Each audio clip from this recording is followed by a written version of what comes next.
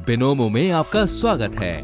वित्तीय बाजारों में ट्रेड करें और अनुभव प्राप्त करें। $1000 का मुफ्त डेमो खाता अभी आजमाएं।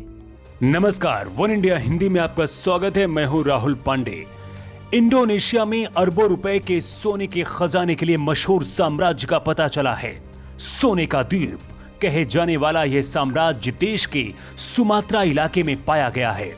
पिछले 5 साल से पालेमबांग के पास मछुआरे घड़ियालों से भरी मूसी नदी में खजाने की तलाश कर रहे थे। अब नदी की गहराई से एक मछुआरे के हाथ सोने का अनमोल खजाना लगा है। इस साम्राज्य का भारत से भी बेहद करीबी नाता है। आइए जानते हैं पानी पर बसने वाले इस महान साम्राज्य की पूरी कहानी। पिछले 5 सालों से मगरमच्छों से भरी मूसी नदी में उस वक्त मछुआरे चौंक गए जब उनकी आंखों के सामने एक चौंका देने वाला खजाना निकल आया, जिसमें रत्न, सोने की अंगूठियां, सिक्के और कांस्य वृक्षों की घंटियां शामिल हैं।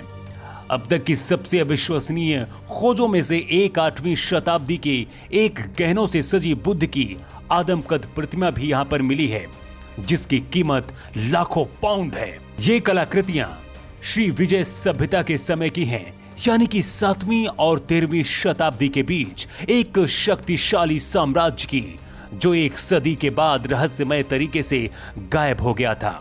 इस साम्राज्य का भारत से भी बहुत करीबी रिश्ता है।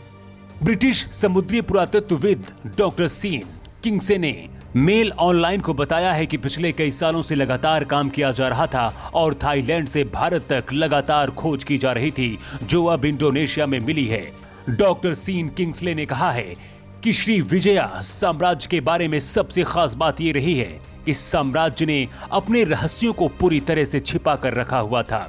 इस साम्राज्य की राजधानी में 20,000 से ज्यादा सैनिक रहते थे। वहीं भारी तादाद में बौद्ध भिक्षु भी इस साम्राज्य में रहते थे। इस साम्राज्य की खोज के लिए अलग अलग टीमों ने थाईलैंड से लेकर भारत तक मुहिम चलाई थी, लेकिन कामयाबी नहीं मिली। उन्होंने कहा है कि यह साम्राज्य धरती का आखिरी साम्राज्य था और फिर यह अचानक गायब हुआ। सुमात्रा को प्राचीन काल में सोने के द्वीप के रूप में भी जाना जाता था, क्योंकि यह सोने के भंडार और प्राकृतिक संसाधनों में काफी ज्यादा समृद्ध था। इसके साथ ही यह दक्षिण पूर्व एशिया में व्यापार के लिए आगमन का शुरुआती बिंदु था। कहा जाता है कि 6ठी और 7वीं शताब्दी में एशियाई समुद्री व्यापार में लगातार वृद्धि हुई, जिसकी वजह से एक विशाल चीनी बाजार खुल गया।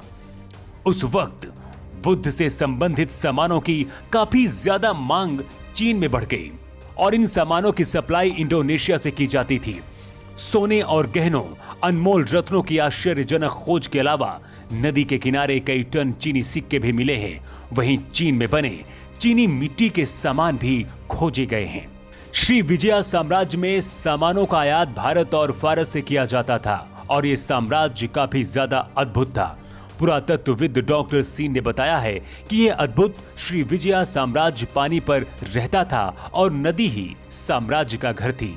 जब 14वीं शताब्दी में सभ्यता का अंत हुआ तो इसके लकड़ी के घर, महल और मंदिर सभी अथाह पानी में डूब गए। जब श्री विजया साम्राज्य का प्रभुत्व था तो उसका नियंत्रण समुद्री सिल्क रोड पर हुआ करता था और वो दुनिया के बाजार के लिए सबसे महत्वपूर्ण मार्ग को नियंत्रित करता था। डॉक्टर सीन का कहना है कि करीब 300 सालों तक समुद्री सिल्क रोड पर श्री विजया साम्राज्य का नियंत्रण रहा और इसी वजह से यह साम्राज्य काफी ज्यादा धनवान हो गया था। इस खबर में इतना ही। ज्यादा अपडेट्स के लिए आप बने रहिए वन इंडिया हिंदी के साथ।